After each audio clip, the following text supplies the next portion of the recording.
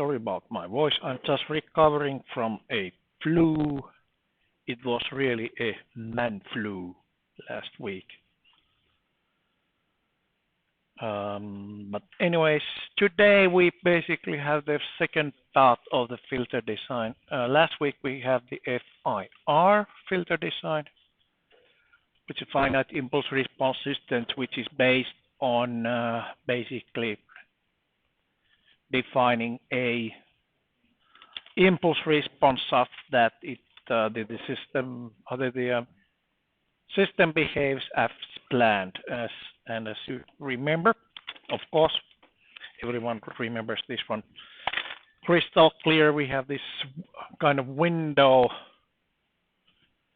a design window. So the from 0 to sampling rate over 2, the low pass filter design box looks like this.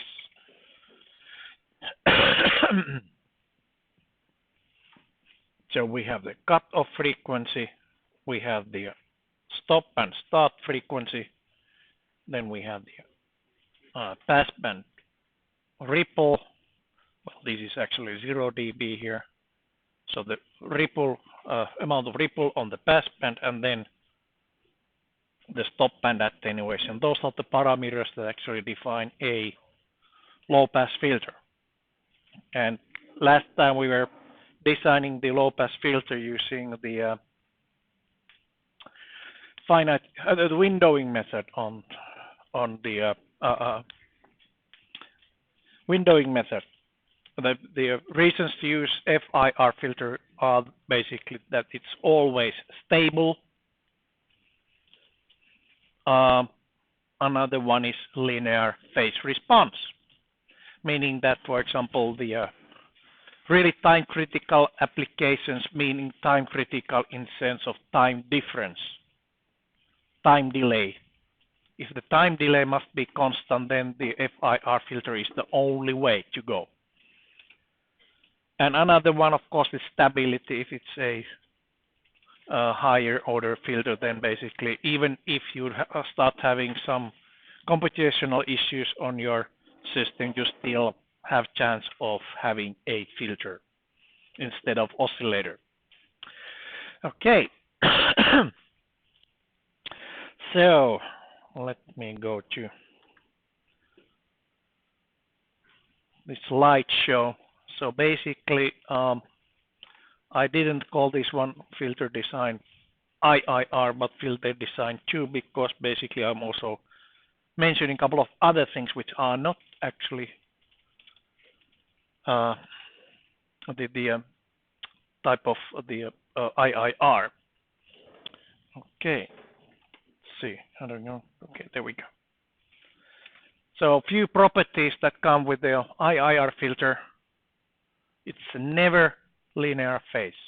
It can be close, but never exactly linear phase, except if it's 0 phase, but that's basically not actually a filter. It's more like the implementation. Any filter can be 0 phase shift filter. You just reverse the time of the middle and run it twice through the same system. But IIR filters basically have better amplitude response with lower number of calculations. So this is more cost-efficient filter type.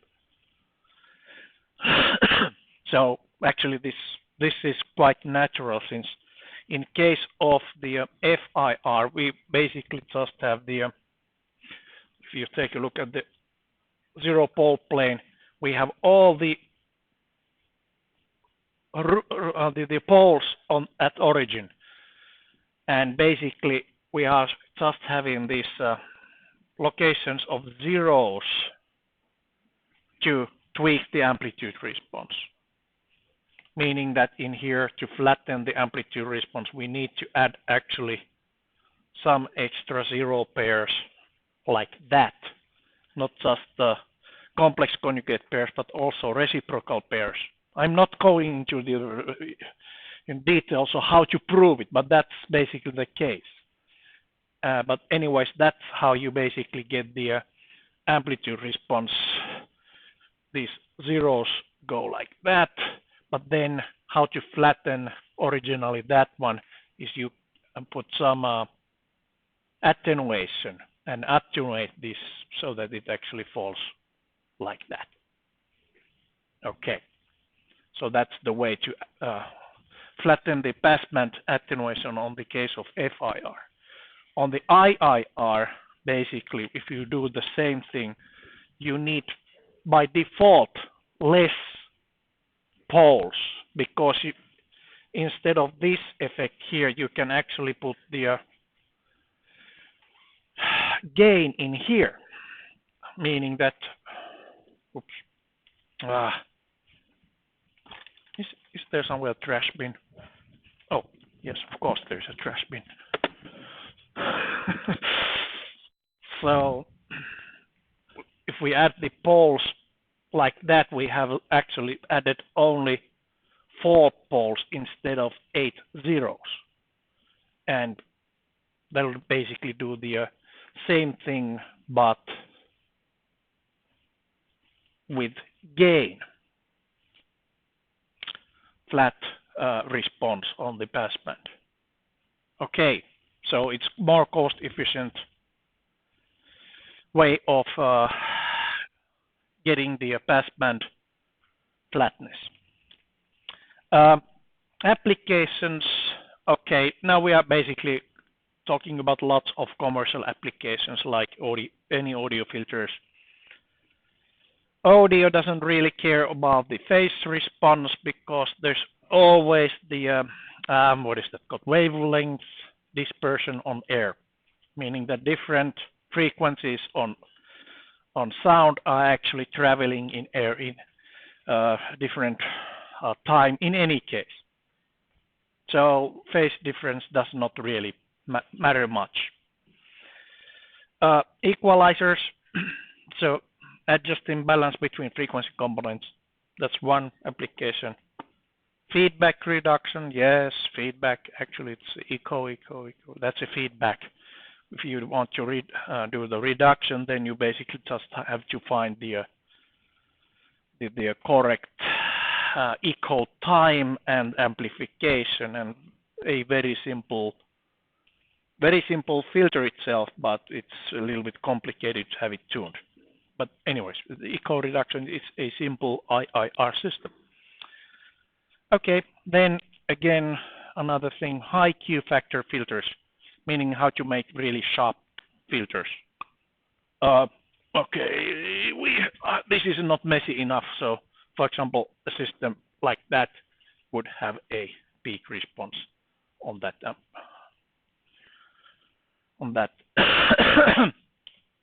frequency. Okay, and then some others application areas. The caveat on this one is a complex design methods. There is one very simple that you can pen on paper.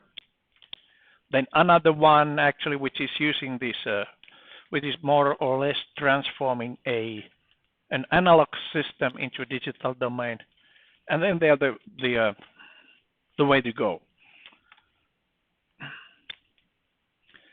So direct design, the third one there, is the easiest one if you can do it, meaning that we just put these zeros and poles on the correct places, and that's it.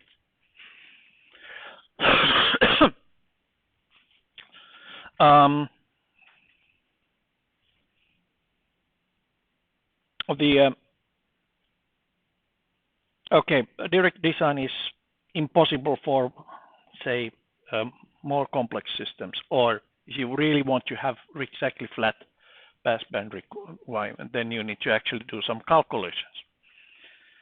Then there's this bilinear transformation, which means that we basically take an classical analog filter like Butterworth design, and they just use simple replacement of S equals to 2 over Ts Z minus 1 divided by Z plus 1. That actually transforms a analog system into digital domain.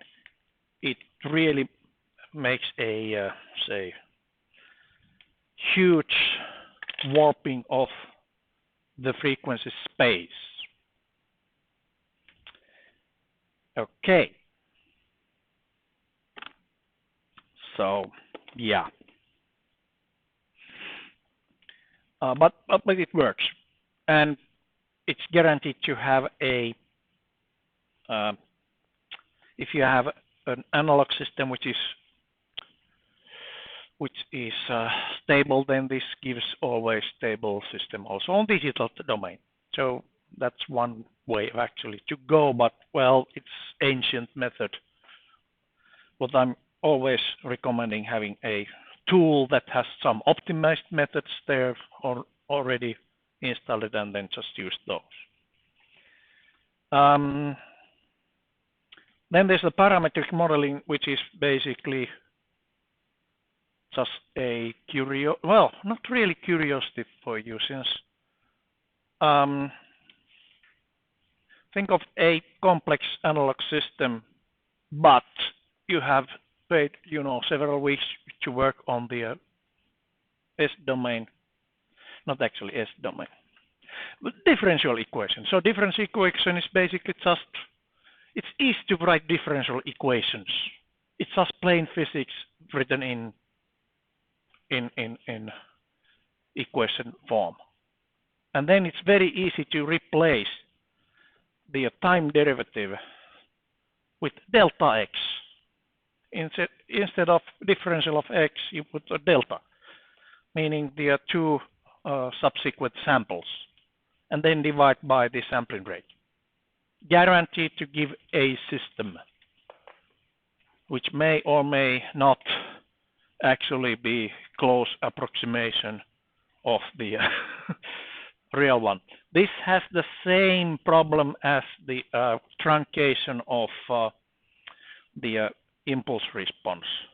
Exactly the same. So this actually does aliasing of the spectrum, meaning that you will always, it will fail if this system is a kind of fast responding system. But if your sampling rate is high enough, then why not? It works. Okay. And directly to the only filter you can design with pen and paper, starting from zeros and poles. It's a band stop notch filter, a simple filter. You have 0 and 0 on the unit cycle. Maybe I should try. I will draw another. You had pictures, right? Did you already have pictures? Yeah. Okay, good. Maybe I'll continue here.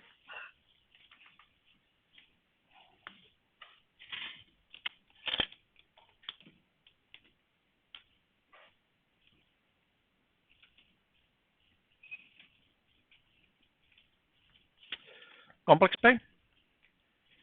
And then let's think that this is a omega, which corresponds to a periodic disturbance in your data. Okay, that's actually the on the angular frequencies, normalized angular frequency. This is pi radians. That will be somewhere in here. Noise, meaning that on the spectrum there is a peak here. For example, 100 hertz. You have a rectifier, full wave rectifier. It gives you 100 hertz humming, not 50 hertz, but 100 hertz. Why? Have you gone through this one on the signals? Why this one is usually on 100 hertz? Or in US it's 120 hertz. Well, the full wave, yeah, full wave rectifier, So the first principle is 100 hertz. Easy. Okay. although when we have this chopper, the DC converting kind of things, then this can be anything and varying and ugly. But ideal case, you have a really nicely behaving linear power supply, and then you still have a little bit of humming because you have 24-bit A to D converter. 24 bits. You get down to microvolt levels. It's about 1 microvolt, the resolution. Yes, it's it's easy to get, say, a few hundred microvolt disturbances from your own designed linear power supply, and that's the good case. But at least few microvolts. So how to get rid of that last bits? Well, you just simply put a 0 on that angle. Case solved, right? But the amplitude response looks like that. The question is how to get that one, the passband, back to normal. So it should look like this. Right. So you need to have some attenuation close to that same frequency. Amplification, which means that you will put a pole on the same angle as the 0. So you will get flat amplitude response and then infinite the attenuation on the stop and center frequency. In ideal case, yeah, everything works. And remember, I do not care about the phase response, which is really terrible with this filter. But, well, problem solved. Okay, problem solved, and even better.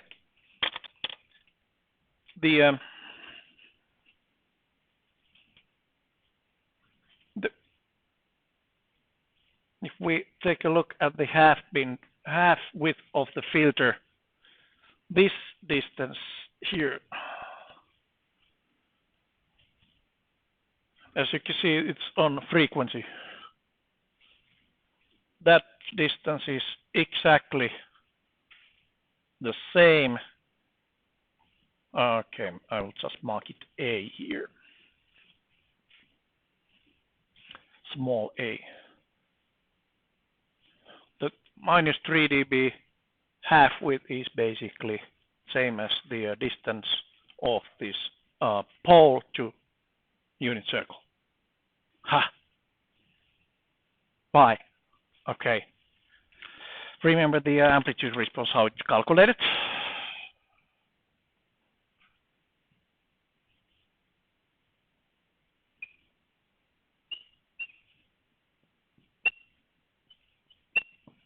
The product form. So we have e to j omega minus z1 e to j omega minus z2, and these are actually the absolute values, and then e to j omega minus p1 e to j omega minus p2. Okay, it looks like the in this point distance to z1 is a. This is a. Okay, what else? This is z1 p1. These are z2 p2. The distance, these are about equal. So these here are about equal. Equal-ish. So that's 1. That part is 1. What is this part here? Well, actually, that distance. It looks like that is about the 90-degree angle. So this is square root of 2 times a. A square root of 2 times A, roughly. This is not science, this is technology.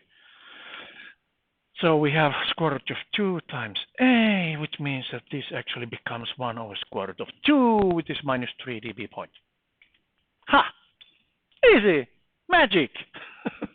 So what we need to do is to find first the what is our corresponding frequency in that is relative frequency, omega n, and then just decide what is our half width of the filter and use that as the radius for the pole. The angle is the same as for the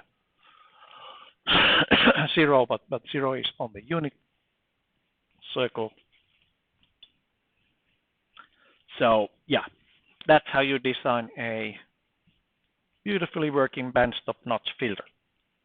It works as long as we have a perfect world. Like this is really exactly on the same place. Okay, the narrower the filter is, less tolerance it has for the time jitter, either on your this disturbing noise signal. Well, if it's from the electric outlet, this is pretty good actually. I think it's 3 ppm or something like that. It's pretty constant. How about your microcontroller? It has about 5% the accuracy on the crystal frequency, unless you put it on Owen, an external oscillator on Owen. So basically heat balance it, then you may actually get into the say a couple of ppms with good crystals. But anyways, the in perfect world it works.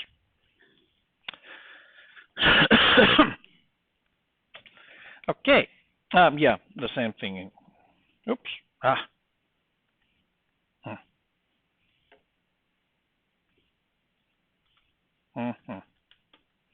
There we go. Then about these classical filters, remember those from the analog electronics classes, the active filters, the Salinki structures. We have the Butterworth, which is flat, like that. Then we have Chebyshev, basically type 1 Chebyshev, meaning that we have some ripple on the passband, on that red curve. We can see some variation of the amplitude response on the passband. And then we have the elliptic, which is equal ripple on passband and equal ripple on stopband. Elliptic filters are quite hard to tune in real life, and not higher than, say, 4th degree can be done on analog systems, practically. On digital systems, well, actually next week we will take a look what happens to the computing accuracy and what you can do with in real life. Okay, but anyhow, yeah, I think I already mentioned at some point this zero phase filter, which is basically not a filter, but well, it's not a filter design, but it's an implementation. So we just have to filter the data twice, first on forward direction of time, and then swap the direction of the data, run it through the system, the same system again, and then swap the direction back.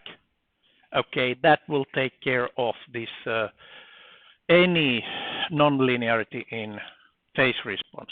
Actually, it returns the phase shift back to 0.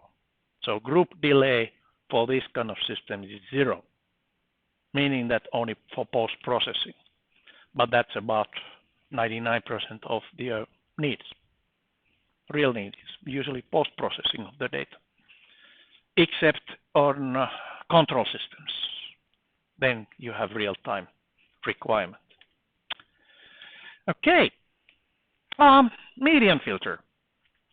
Just another filter, but just as a curiosity, how to get rid of spurious peaks on the data.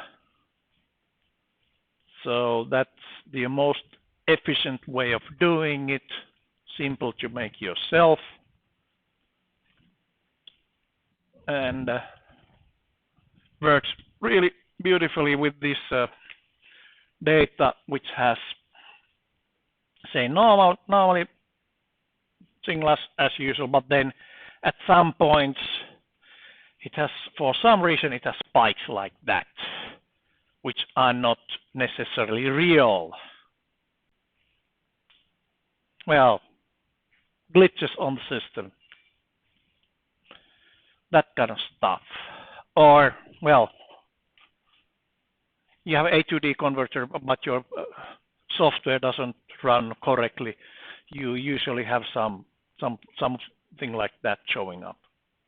Wrong values, missing bits from the end, or missing bits from the beginning, or totally bogus, or a couple of values like 0x, F. That's usually bogus. Let's see, 0x, A5, 5A. Anything that has A5s, that's usually also bogus. Okay. Yes? No. It's not linear. No, it does not have. But, okay, this is a special filter for special use. With any linear filter, you will have some remains of that one. And you basically, the problem with these kind of spurious peaks, it's wide spectrum. How you actually filter wide spectrum noise without affecting the noise itself. You really have to go in some sort of adaptive way. This is not really adaptive either, but you know, this is a perfect filter for this kind of data sets. Basically, how to do it? You first order these values. So basically, we have x1 to x5. You sort them. For example, there's this nice function qsort, quicksort in C-lab standard libraries, and then you pick the median value. That's never the median. It's the highest value usually, or lowest value. It's never the median. So median value actually, then you just replace it with that. Peak is gone. Okay, we altered the data, but as I said, this is not science. This is technology. This is how you get rid of those annoying peaks, on the single peaks on the data, not all the peaks. How many samples do you take for each? Okay, how long this window should be depends totally on the spurious peaks. If they are single peaks, 3 will do the trick, and that's the best actually to do. If you have a chance that there are actually 2 such cases on the same frame, then you need more. Then it's minimum is 5. So it totally depends on your data. And if it's astronomical data, never use it. You might actually just lose your fame on the stars. Yeah, you know, the real signal, you know, that was the some intelligent life form trying to reach us. There it goes. Yeah. Oh, by the way, there's a small planet. This is a planet. No, it's not a planet. It's one of those asteroids which are circulating the Earth. Its name is Piironen. My brother. Haha. Try to top that one. Well, easy, but But if you're a geek, it's hard to top that one. My big brother actually, he's infernal now. Passed away, but still name remains. Okay, so but anyway, so back to this one. Yeah, medium. What I'm talking about. So it's a non-linear operation. So low-pass medium filter reduces signal peaks from the signal. Okay, how about if you're looking for peaks, anomalies? Then use high-pass medium filter, meaning you'll take the original data, subtract the median filtered one with the correct time shift. Only thing is remaining are those spurious peaks. That's also a nice trick. But again, it's about what you'll try to look from the data. If it's anomalies, single anomalies, what you're looking for, median filter is probably a way to find them. Okay. And then, of course, the biggest industry for this one is the 2D, meaning the image processing, how to get these, megapixel cameras cheap enough to put them on inside of mobile phone. You need to get rid of the dead pixels. How to get rid of the dead pixel? Well, media filter. For example, here I have this 4.4. The cell which has one single pixel is bad. We know it's bad. So what we can do, we basically just calculate the median around it and replace all the values by the median, and yeah. It smooths the data a little bit, but anyways, it's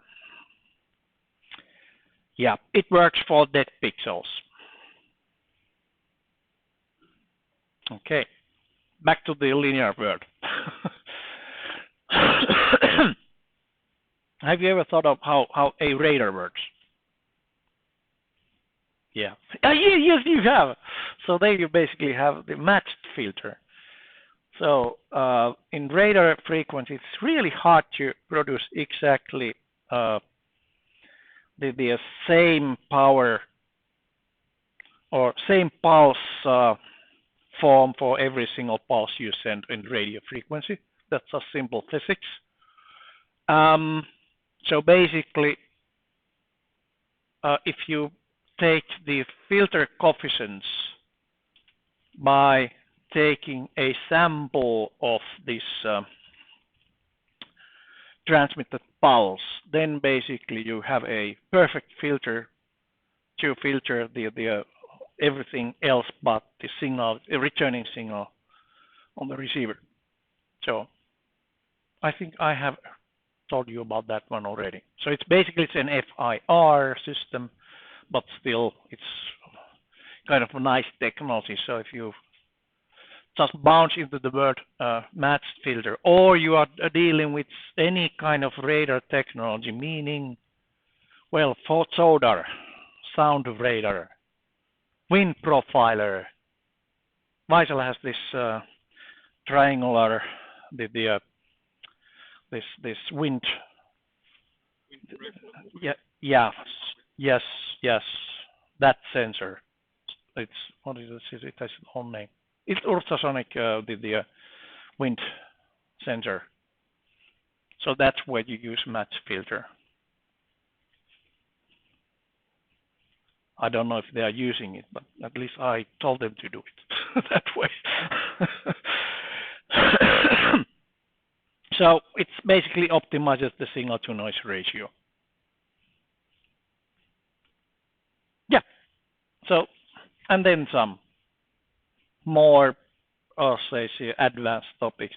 So a couple of things I'm leaving out from the scope of this is that currently the trend is going to this multivariate rate signal processing, meaning that we don't have a sampler and we have different time coming the unsynchronized data, and then we need to process that one out of the scope of this This is basically fundamentals of this digital signal processing.